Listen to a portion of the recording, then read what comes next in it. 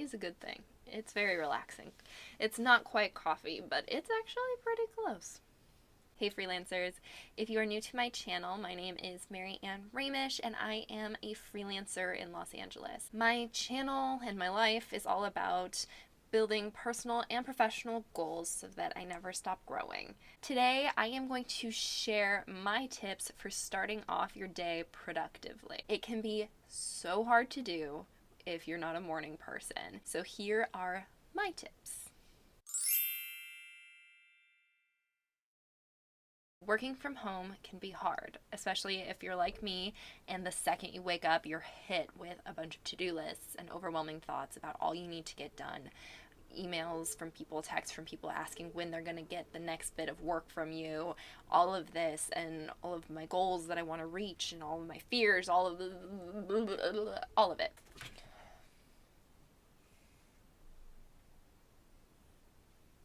Hey, Ron. It's a lot of noise, and sometimes when I wake up, I get overwhelmed. That's where my first step comes in. The first thing to do is to get out of bed when you're ready. Sometimes it's okay to go back to sleep, because if you're waking up feeling super stressed, you're not gonna get the work done. It's gonna be frantic chaos, and that is not what productivity thrives on. It's just not. But don't go too easy on yourself. You can't stay in bed all day. You do have to get up. I'm talking about when you wake up and you feel like you're panicking and you're shaking and you can't breathe. Give yourself another 20 minutes. Give yourself another half hour. Whatever you need to get in a better mindset. It's about mindset more than I don't want to. Take care of your mind so that you can get to work. It's also important to set your alarm. As many as you need. It doesn't matter if you're drunk and it's 5 a.m. and you have to wake up in 4 hours and you don't think it's possible. You gotta set the alarm. Maybe you'll hit snooze for the whole day, but you know what? You can't let yourself off the hook completely. I set a bunch of alarms every night. I have my ideal wake-up time, which almost never happens, but sometimes. And then I have my absolutely no exceptions wake up time. So if I'm babysitting at 10 on a day, 9:20 is my must wake up time. 8 a.m. is my ideal wake up time. I'm also a freak and I like being warned that I'm gonna have to wake up. So I also set an alarm for 10 minutes before both of those alarms to give me some mental time and space as I sleep to make room for the idea of waking up. It works for me, may not work for everybody. That's just my neuroses and what works. There's a lot of hype about getting up on the first alarm every day. There's a lot of set your alarm clock across the room so you have to get out of bed and that will help you get up. I don't like being cruel to myself, especially first thing in the morning. That's not my jam. I'm already plenty mean to myself internally. I don't need to make external representations of that by setting my alarm clock over there, making myself all chilly, getting out of bed, turning off my alarm clock, and then probably just crawling back into bed because I've been bullying myself already for the first 2 seconds of the day. Not doing it. If it works for you, great. But if it doesn't, don't be hard on yourself. It's not superior to get out of bed on the first alarm. If you set your alarms earlier, you can still wake up at the exact same time as the person who put their alarm across the room. Find what works for you. That's all you need to do in life. Find what works for you. I also want to reiterate, because I am someone who's hard on myself and I assume most people are very hard on themselves. If you're someone who also hits snooze twice every morning, if you wake up on the second snooze, then what's the problem? As long as you're still getting up, that is the important thing. It's not getting up on the first alarm. That's the first step, okay? Are you with me? There's a lot of talking for one little step. Step number 2 is to avoid TV. This one is really hard for me. After my alarm clock goes off and I roll out of bed because I'm cold and I'm tired, I want to curl up in a blanket with some coffee and watch TV. Sometimes I do. Again, this channel is not about me being perfect. It's about me saying what has worked for me, not the mistakes I've made. The problem is, once the TV goes on, it's so hard to turn it off. Sometimes I can rally and turn it off and get to work, but if I'm having a rough morning, it's just going to stay on and I'm not going to work, and then I'm going to be mad at myself, and then I'm going to need more comfort, so I'm going to watch more TV, and then I'm going to get more mad at myself, and then I'm going to want to watch more TV. It's a vicious cycle. That is what not to do. So the key is not to turn on the TV. If you're like me, you probably still need something to ease you into the day though. So instead of TV, which is more of a trap, I have found that taking a bath or reading a book for 20 minutes or sitting down with a cup of coffee and reading through my planner, so my plans for the day and some news and some emails, helps with the transition. It's a low-key task that gets the ball rolling on my productivity. Just don't turn on the TV.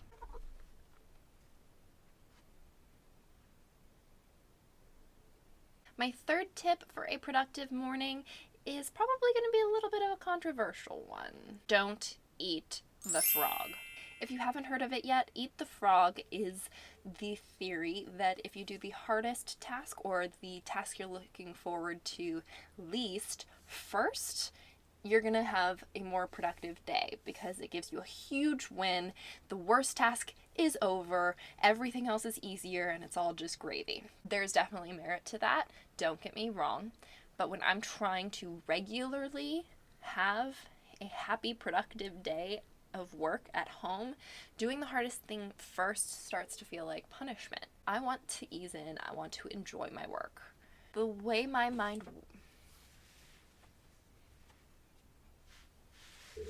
It also, for me, and this is a me problem, I can acknowledge this, after I do the hardest task of the day, I'm pretty much done. I don't want to do the easier tasks if the hard task is already over.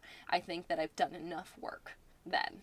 So I turn on the TV, or I go and I buy myself a treat or something like that. And I'm done. I'm done for the day. It's this terrible punishment reward cycle that I fall into when I try to approach things that way. Because I'm like, oh, I did it. It's great. I do get the high that they talk about of a big win at the start of the day. It's just then I want to celebrate the win instead of continuing to work. Not great. My advice is to not eat the frog. Instead of eating the frog, I do my next step, which is assigning morning time work tasks.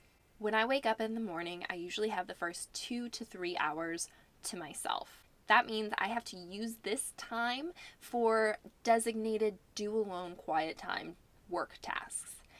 And if I do it right, it can also stub as my only me time in a day where I'm not going to get disrupted, it's quiet, it's peaceful, I can do whatever I want. I have to be productive, so finding a way to merge those two has been perfect for me. As a freelancer, I have a constant long list of to-dos that aren't urgent but need to get done, and that is what I fill this time with. Here's an example of what I need to get done this week. I need to write for at least 4 hours on my ghostwriting book. I need to outline 2 episodes of Friends. I need to start a Facebook page for the podcast I'm developing. I need to read through a book that I developmentally edited in the past to give it a final approval. I need to proofread someone's thesis paper. I need to plan more YouTube videos. And I need to do more research on YouTube channels that I admire. These are different tasks that are all important and all do need to get done. Some days I am up and I feel good right away. I'm ready to jump into ghostwriting or proofreading or planning YouTube videos. If, however, I'm not up for jumping into the harder tasks, I can do some of the easier ones, like reading through the book that I developmentally edited or outlining the Friends episode.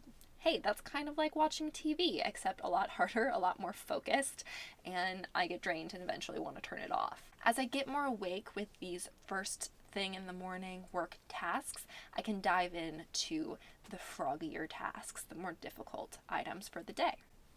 It works. My final tip for today is to remember that you will get it all done. This is something I am terrible at, and I'm getting better. If you work from home and are getting overwhelmed with your to-do lists and deadlines approaching, take a minute to breathe and remember it's not in you to not get it done. You can't get it done though if you're punishing yourself. It will get done. It's just a matter of when. Your worry and your stress are valid feelings, but not because you're not going to actually get the work done, but because it's a lot of pressure. You will get the work done. You will. Period. That is it for my video. Thank you so much for watching. Please leave comments, tips, suggestions below for me and for others. And if you haven't yet, please subscribe to my channel. There will be more videos like this on the way. I'll talk to you guys again soon. Bye.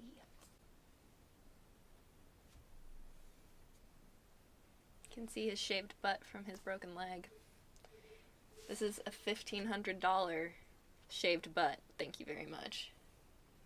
He's lucky I love him.